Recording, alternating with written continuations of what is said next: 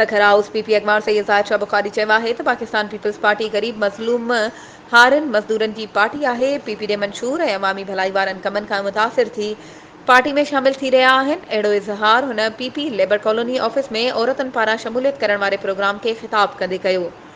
PP में शमूलियत कंदड़नि शाज़िया, रुकैया, तहमीना, तस्लीम, निगहत ऐं मिसमात नोरीन पाकिस्तान पीपल्स पार्टी में शमूलियत जो ऐलान खेनि पार्टी झंडे जो रओ पारायो वियो।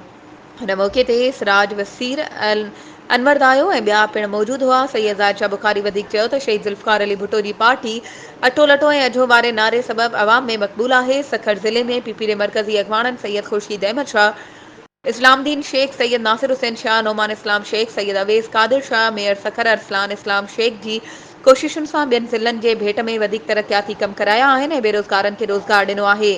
हिन मौक़े ते शाज़िया, रुकैया, तहमीना, तस्लीम, निगहत ऐं मिसमात नौरीन जो चवणु हो त पीपी जी मरकज़ी क़यादत ते एतमाद आहे। पीपी जे मरकज़ी क़यादत समेत ज़िले ऐं सिटी जी क़यादत जे हुकुम ते पार्टी खे वधीक मज़बूत करण लाइ सैयद ज़ाहिद शाह सां गॾिजी कमु कंदासीं।